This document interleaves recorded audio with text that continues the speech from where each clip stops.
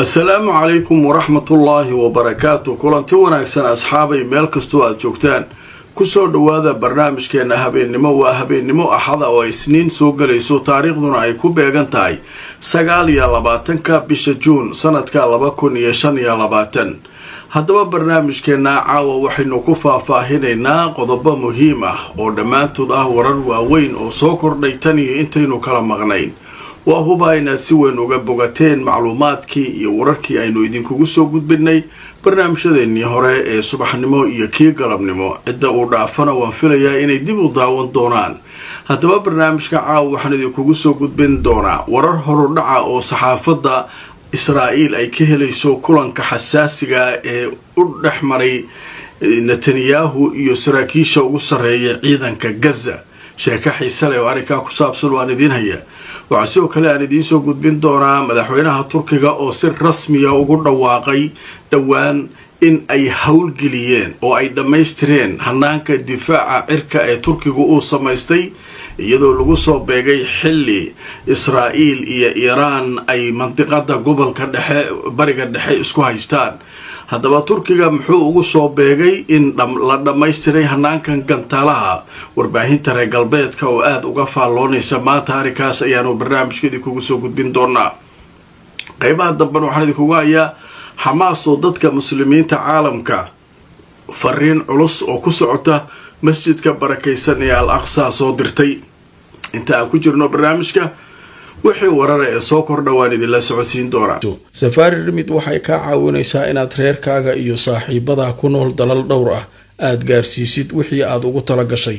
ilaa iminka wadamada ay xawaalada kugu diri karto waxaa ka mid ah Kenya, Soomaaliya, Uganda, Djibouti, Ethiopia, Suudaan, South Sudan, Tanzania iyo Turki. qiimahana aad ayuu u jaban yahay marka loo eego shirkadaha kale ee ka shaqeeya xawaalada. xawaaladan waa online. Internet Plus waa adeeg ay macaamiishu ka heli karaan internet fiber ah oo xawaarihiisu yahay 20 megabytes per second. ayna la socdaan receiver ay ku jiraan in ka badan 4,000 oo kanaal iyo 100 daqiiqado oo ah ku hadal bilaash ah.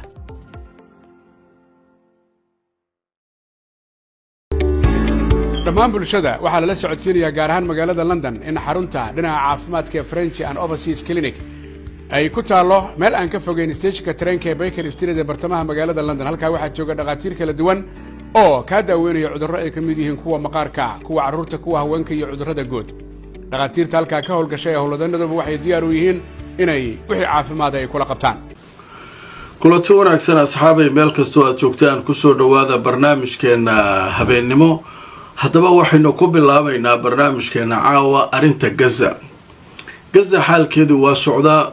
maanta weeraro kala duwan ayay muqaawamadu qaadeen saa la socoteen. weli tafaasiil fara badan lagama hayo marka laga reebo Israa'iil oo qiratay askari aroortii saakay looga dilay deegaanka Jabaaliya. ciidamada Israa'iilna aad ayay u duqeynayeen meelo kala duwan oo bariga Gaza ka tirsan. dad fara badan ayaa iyaguna dhintay oo 40 ka badan, qaar kalena way dhaawacmeen. kaas waa mawduuca guud ee xaaladda. midda ku saabsan war aan soo bilownay shalay ayaa jira ilaa maanta aan daba soconay oo ku saabsan saraakiisha ciidamada Gaza ka howlgalaya oo codsaday inay kulan la qaataan Netanyahu, wasiirkiisa gaashaandhigga iyo abaanduulaha ciidanka. taasoo shaki weyn Netanyahu laftirkiisa gelisay oo uu ka baqay nimanka saraakiisha maxay doonayaan. kadibna wuxuu qabanqaabiyey kulan ay uu ku soo daray xubno kale oo ka tirsan golihiisa wasiirada ayuu ku soo daray. kulankii wuu ballaariyay, saraakiishii way yimaadeen. haddaba xogo horudhac ah ayaa la sheegayaa in hadda laga helay kulankaas. haddaba wararkii ugu dambeeyay telefishinka Al Jazeera wuxuu leeyahay ciidamada Israa'iil waxay sheegeen dagaalka Gaza inuu gaaray meeshii loogu talagalay. kanaalka 13 ee Israa'iiliyiintu ay leeyihiin oo xog muhiim ah kulanka ka helay ayaa wuxuu sheegay in ciidanka Israa'iil ay sheegeen dagaalka Gaza inuu gaaray xadkii loogu talagalay.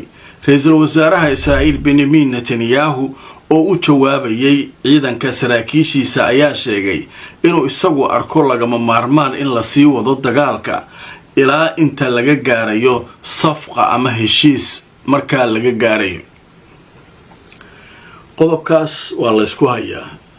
ciidanku waxay taagan yihiin annagu dagaalkan xadkiisa waageyn intaan wixii ka dambeeya waa xadka bax waa dhibaato waa mashaakil kale marka dagaalkan aan iska joojinno taagan yihiin ciidanka Netanyahuna muxuu taagan yahay janaalka 13 muxuu leeyahay Netanyahu wuxuu taagan yahay suga sii wada inta heshiis laga gaaray maxaa heshiiso marka soo socda haddaba xog kale oo yana isla kulanka laga helay Al Jazeera waxay leedahay warbaahinta Israa'iil oo kulankan xog ka heshay waxay sheegeen in ciidamadu ay aad u mucaaradeen in la qabsado Gaza gabi ahaanteed kanaalka 12 ee Israa'iil oo isaguna xog ka helay kulanka ayaa sheegay in ciidanka Israa'iil ay mucaaradeen in markaa Gaza kaamil ahaanteeda ama kulligeeda la qabsado waxayna ku dardaarmeen in la sameeyo heshiis la isku dhaafsanayo maxaabiista meesha marka waxa ka dhacday sida muuqata dood kulul warbaahintu hal mar warka ma soo wada deenayso mid walba waxbay soo dhagaysay qaybay soo helaysaa marka meeshan maxaa yaala in ixtilaal lagu sameeyo Gaza uu ku fakaraya Netanyahu inuu Gaza qaato ciidankuna waxay leeyihiin suuragal ma waa inaan waxa ku talinaynaa in la sameeyo xabad joojin maaragtay iyo safqa oo maaragtay isdhaafsi maxaabiista waxaas in la sameeyo dagaalkana ma shaqeynayo hal la qabsadona meesha suuragal ma dadka ka dagaalama waa annaga meesha waxa ku jira annaga meesha ilaahay cabsi iyo argagax nimanka uga rida askartii baba aadi karaa Gaza fulaynimada iyo cabsida ilaahay baa wuxuu ku riday qalbigooda cabsi ilaahay ku riday marka Gaza hadii la soo qaado askariga mid wuxuu leeyahay iga daa beeshaas marka maanta hadii la yiraahdo waxa la yiri dagaalkii uu dhamaado soo baxa kulligood waa farxayaan dhibaatada ku jiraan ogyiin